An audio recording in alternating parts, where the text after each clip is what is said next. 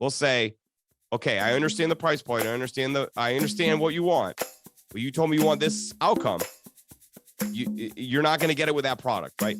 So we talk about how to make your money stretch. We talk about how to create return on investment. I know that sounds very cliche in sales. Everyone talks about that, but we do it, right? We really look at how to stretch the dollar. We like to say here, the client isn't always right, but they're most important. Welcome to Business Ninjas, brought to you by WriteForMe, where you'll hear from business leaders who are out there growing their business and slaying it every day. Learn from the masters. Let's get started.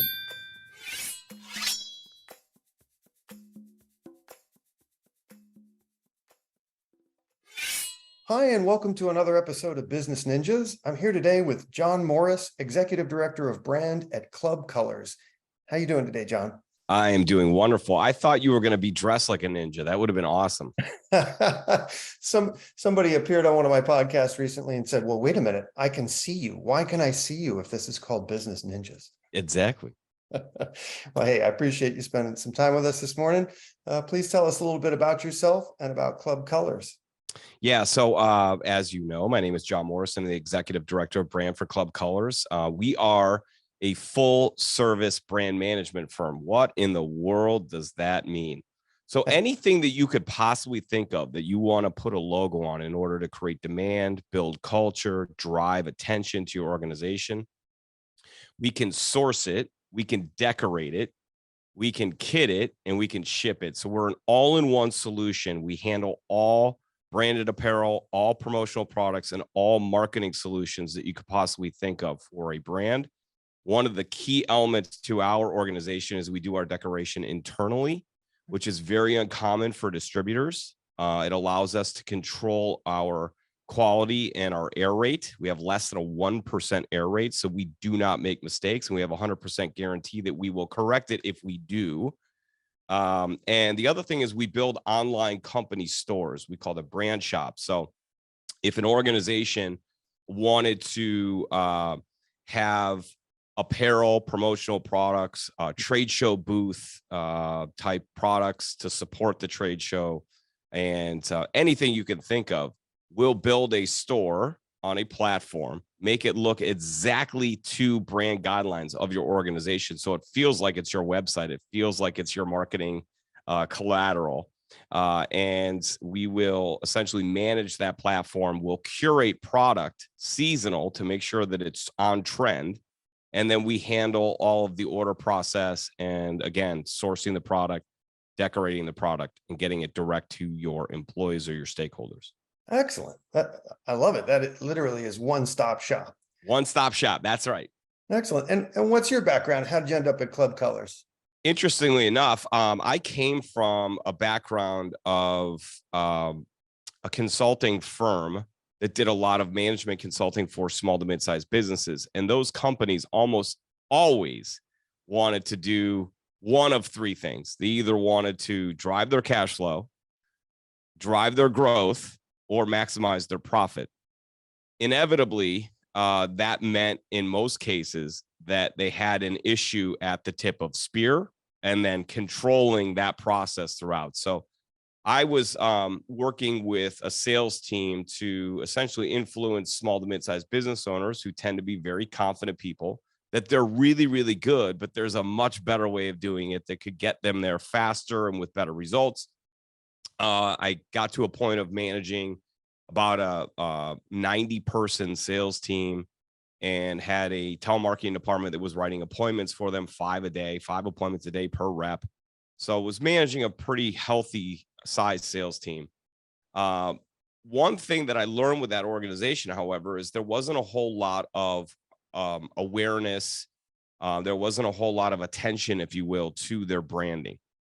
And because of that, it became very difficult to control the narrative internally and externally. So you saw a lot of cultural issues. You saw a lot of problems with customer service and these types of things. And it was fairly deflating as a salesperson with the best of intentions, getting feedback that things didn't go well after that fact and it wasn't really worked on. So I felt like the direction of the organization and where I was going as a human being weren't matching up. So I decided to go on this journey to find moral compass and to find an organization I thought aligned with kind of my belief system. And it was an absolute nightmare for about 6 years. I was on the world tour of trying to find places, was taking roles that I wouldn't say were beneath me, but I didn't feel like I was being treated like somebody who had been successful in my life. And that was a pretty good lesson that the world doesn't really um, appeal to you. You got to go get it, right? Just because you did something great somewhere else doesn't mean that you're going to be accepted in that manner somewhere else, right? So I woke up one morning and I filled out about 60 applications at 4 a.m. to 6 a.m. Oof. Did a whole bunch of, I was just absolutely hell bent on, I was finding an opportunity. And within that was Club Colors. And the rest has been history, right? It's been fantastic. It was a great match. So I started off as a sales manager, was promoted to director of sales. I started messing around with content creation and really pushing our brand narrative out on LinkedIn and other platforms. And that landed me into this role as executive director of brand because I kind of put myself in a position where I was speaking on behalf of the Club Colors brand to my feed. And I really try to be consistent with the vision and the mission of our CEOs. They like that and put me in this role. That's excellent. I'm sorry that journey took you 6 years, but you obviously ended up where you're supposed to be. Yes. And are thriving. What's the origin story of Club Colors? How long have they been in business? Club Colors has been around for 30 years. This is actually our third ownership team. The company was started by a gentleman who is kind of an industry as it relates to distribution and decoration, is kind of an industry legend in that he started a couple companies. He would build them up and get them to a really strong point, and then he'd sell them. And the second ownership team was an investment banking firm that kind of came in. As you know, I worked for an investment banking firm for a while. They are very much about systems, controls, procedures, getting that P&L balance sheet, maximizing shareholder value. And in some cases, they kind of lose the authenticity of the organization, the original brand story, the methodology that was being put in place that originally grew the company. Sure. in an effort to maximize the company. Now, sometimes that pays off amazingly because that company just needed those things. In Club Colors' case, they really changed the methodology from kind of advisory and what the identity of the organization was to very transactional in an effort to really, really grow the company. And I think that turned off the marketplace a little bit. I think it turned off some of their sales team. The current ownership team had just started as mid-level management at the organization. And when the current investment firm came in and said, we're going to buy the organization, they needed two people to stick around and kind of carry out their vision and, play a part in growth at the organization. And so Chris Tossi and Jeff Balmain have taken the business over the last, I think, 12, 13 years of where they've been in their leadership roles. They've completely changed the vision of the company. We've become a client first advisory firm, heavy culture, very much an extension of our client. We are so far from transactional. It's been just an absolutely brilliant journey. It's been a difficult journey. I joined 6 years ago. And I really bought into that part, that it was like, we're not just trying to sell 24 t-shirts to a client and then go get the next one. We're trying to figure out what the initiative is that a business wants to achieve for their brand. We just happen to use promotional products, branded apparel, and marketing solutions as the vehicle to achieve that. But we're thinking far deeper with the questions that we're asking a decision maker about, the desired outcome, what it means to them emotionally, how it impacts them as a person. If it's achieved, if it's not achieved, what does that mean? What are the shareholders and stakeholders really trying to do with the organization? Are they in a cost control mode, so we need to be budget conscious? Or are they in a mode where they're really trying to drive attention, awareness in the organization? They want to go all out. And then we kind of customize the solutions. We've got 9 million SKUs, so we can customize the solution to, if you want a price point decision, we got you. On the next one, if you want to go premium, and get the Ferrari of promotional products, right? We got you there. So we can kind of become an extension of not only the brand, but the vision for the brand and the vision within that division in the brand. And I think that set us apart from a lot of organizations that we compete with. Did you just say 9 million SKUs? Yeah, 9 million SKUs. We are partnered with the biggest suppliers in the industry, and we treat our supplier partners as they are employees or executives in the organization. We treat them like we treat our clients, and that type of partnership has allowed us to really become an extension of our suppliers. And that catches in the marketplace that, like, hey, when we ask to come out and present new products and services to Club Colors, they always say, yeah, come on in. Right. So we want salespeople to come to our organization and talk to our sales team about how to be better and how to sell their product. And that kind of openness has allowed us to really align with, as I mentioned, any avenue. If you want price point, if you want a really solid solution that is premium but price conscious, if you want to go gaudy and get crazy with your premium level, we've got all those covered. We've got strategic partners that have those type of products. That's excellent. And what verticals are you servicing? So we are agnostic, all right, but our two sectors, if you will, are the collegiate space and the corporate space. So on the corporate side, we're really agnostic. We do really love to focus with construction companies, manufacturers, and trucking companies. Heavy labor, right? We like organizations that have a lot of labor, a lot of people out in the field, because they tend to wear high visibility t-shirts. They tend to wear a lot of logoed items in order to become a walking billboard for the organization, so they can get that shot at the next bid, so they can get that shot at the next opportunity. And then we have become what we would like to call famous in the college space. And we worked really hard at that. We are partners with some of the most exclusive and well-known college bookstores in the United States. You probably know the three primary names. We are partners with those folks. So we're licensed with close to 1,000 universities. I'll just give you a couple names: Harvard, Penn University, Georgia Tech, Vanderbilt, Clemson. So we get a chance to work with them, not within their retail or athletics. We stay away from that, right? We work with the department level. So think about alumni, student engagement, the folks that are really trying to get through that whole business cycle, right? From admissions to engagement to the student affairs, all the way through that process of alumni, and trying to get now that alumni to stay part of the brand community, donate back to the school, come to the events. We help the university to push that message out, to handle the business of the business initiatives within the organization by supporting them with promotional products, brand apparel, and marketing solutions. Hey, your company's vision makes things very easy for your clients. I could see that. It's cool. What are the most common problems you're solving for your clients? Well, I like to say to our sales team, I could get real technical here, but it really breaks down to three things: time, money, and energy. Okay. Most of the people that we deal with that are buyers do not want to look through a catalog of 9 million SKUs. They don't want to become an expert or a promotional product sourcing agent, right? They were hired as a marketing manager within the organization. They have a job description. Nowhere in their job description does it say, go find 1,000 t-shirts for this event. Okay. So, but somebody has to do it.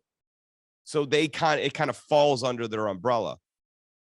They want a partner that can take all that pain off of their hands, Of course. right?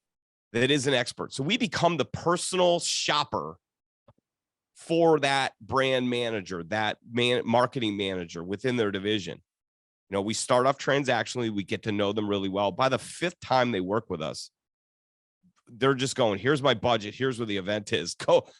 Yeah, you've nailed it the last 5 times. Just go nuts, baby. So time, and when we say money, I don't want to tell you what we're not. I want to tell you what we are.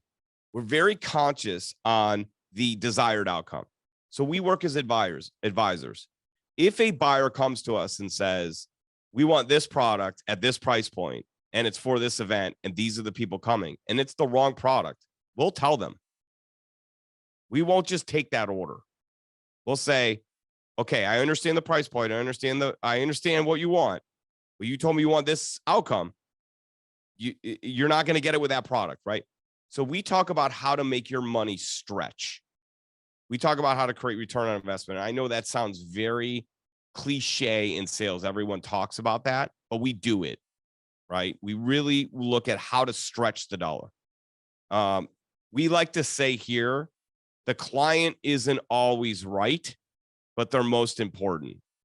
So what they want is always going to be our end goal. And if they put their foot down, we're going to do what they ask us to do. But we're going to challenge them first, because sometimes what they want and the outcome they want don't align. And then the third thing is energy. A lot of their time and money is put into things that don't work out before they work with us. Sure. They put a lot of time shopping. They throw this event, they hand out the product, and they go out in the lobby after the show or the event, and 50% of whatever they handed out is in the garbage can, or it's dropped on the ground, or, it's just not something that create a wow factor on social media. Nobody posted, hey, I got this amazing quarter zip with this logo, right?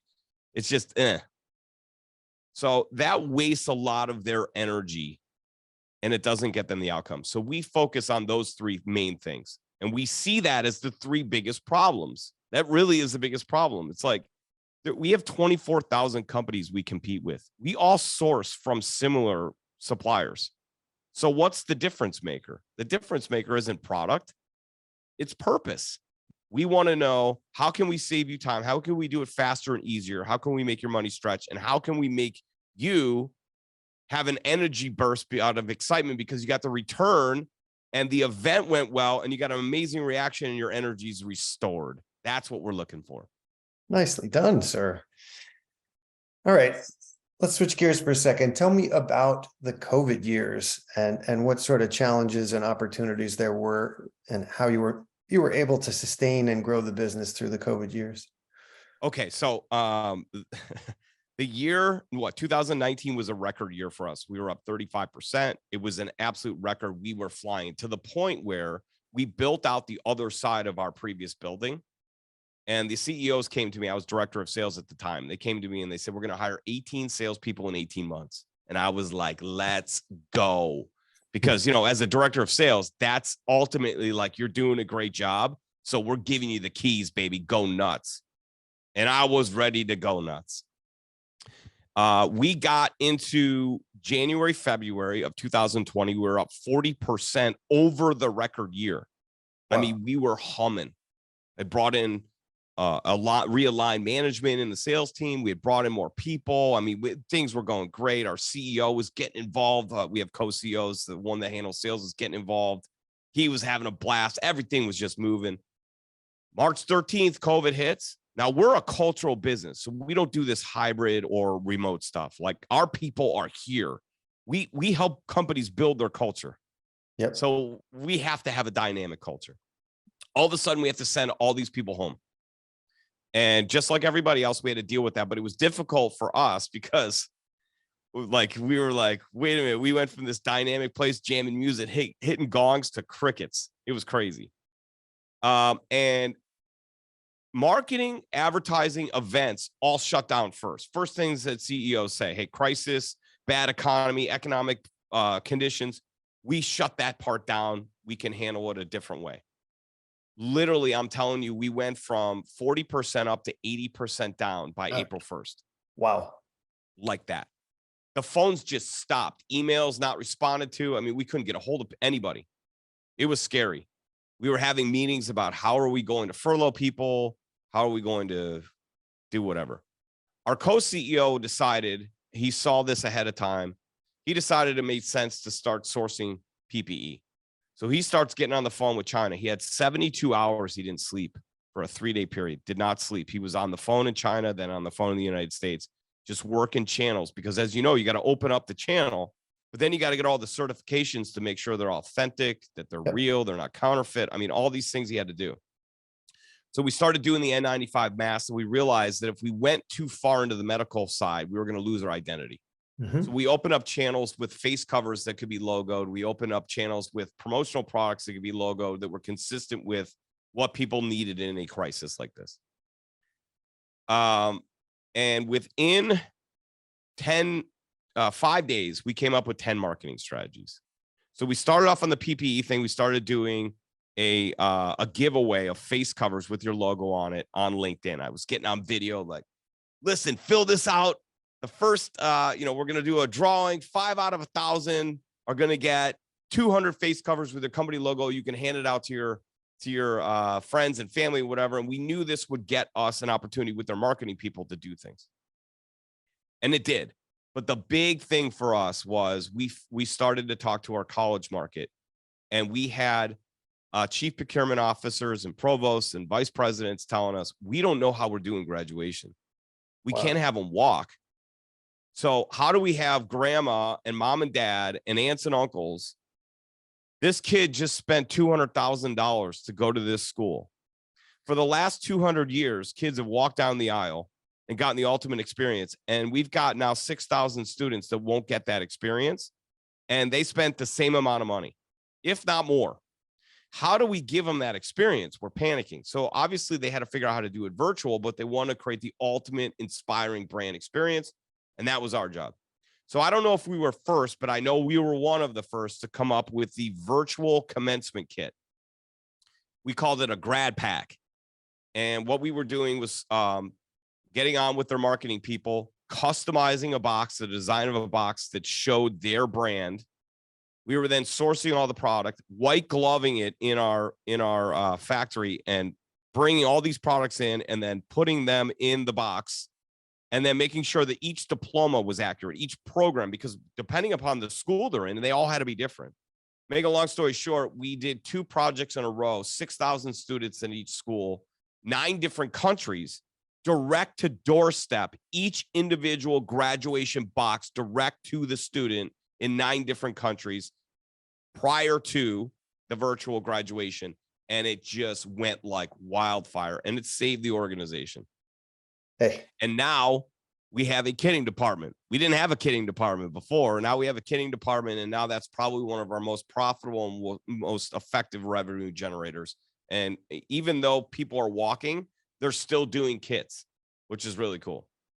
hey, it's a lesson in flexibility and making unbelievable lemonade out of lemons. I mean, an 80% drop in business is a fire to light under anybody's creative mind. Oh my gosh. What an incredible solution. That's Well, fabulous. we came up with a slogan: opportunity grows from the roots of adversity.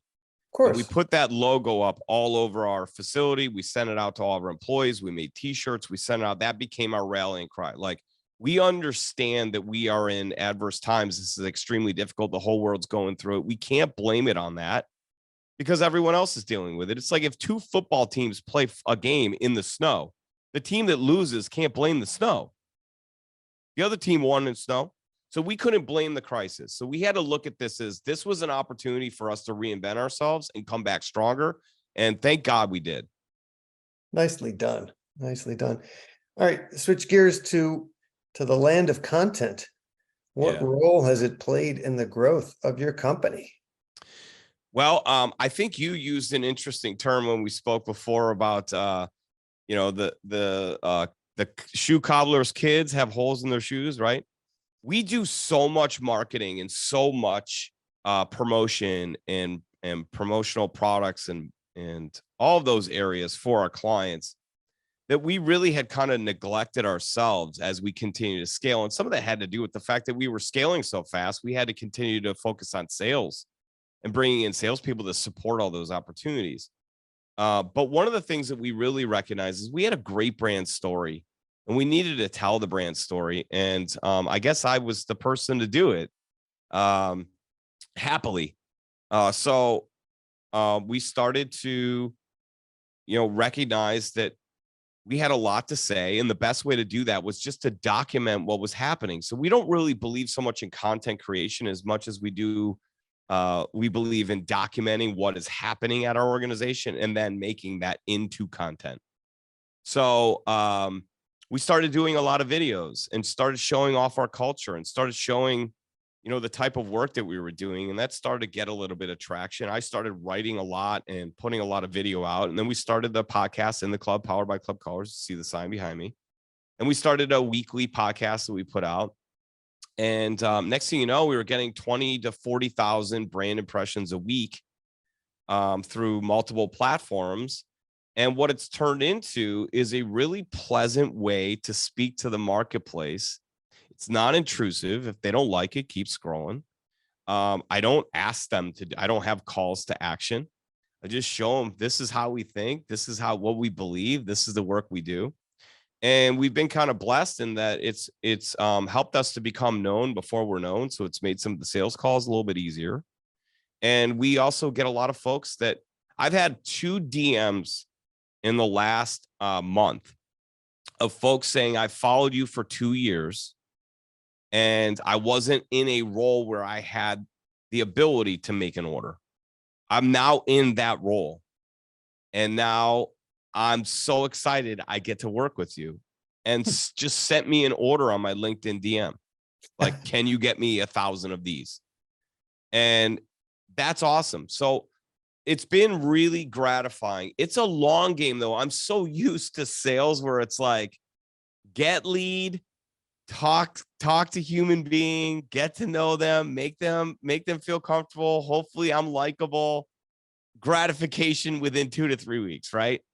Content creation, man, is a long game. I mean, we're talking about people who follow me for 2 years, maybe liked and commented, but never said, hey, let's do business. So it's changed me as a human being. I got to tell you that. It's made me a lot more patient. And also, it also has given me the utmost respect for marketers who put a ton of content out there that is absolutely amazing and it doesn't hit. Sometimes the stupidest content that I've done where I didn't put any thought into it, it's me driving in my car. I'm like, what really bothers me about this t-shirt, right? Or, what really bothers me? And that's the one that goes nuts, right? And the one that I like wrote it, heavily edited, put music behind it, like doesn't go anywhere. So I really have a new respect that I didn't have as a sales professional for marketers. I really do. Because it is difficult to put a lot of content out there and maybe not get a reaction. So you got to stay the course. But we're going to continue this podcast. We built this podcast room. As you can see, I'm in it. And we're creating a lot of content. We just brought in another marketer to help us with that. And we're going to tell our brand story in an authentic way. We're going to document what we're doing. And we hope that that turns into more opportunities to support our current clients with their content creation. Excellent. All right. Look in the future, my friend. 1 year from now, what's something you'd like to be celebrating personally and professionally? Okay, so personally, I'm an avid golfer. I think that we had talked, my mom had recently passed away.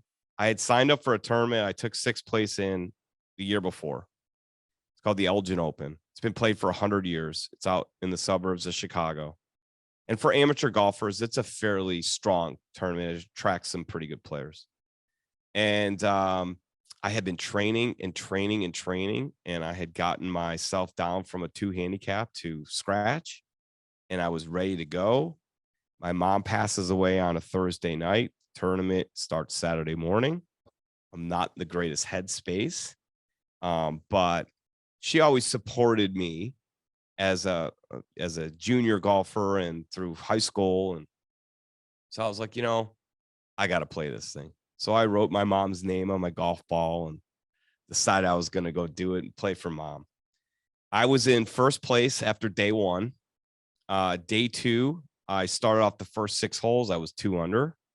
I was rolling, and things were just moving. I got to hole 16. I was +1, and I hit a nice drive, a little slight fade, hit a side hill, bounced into the junk.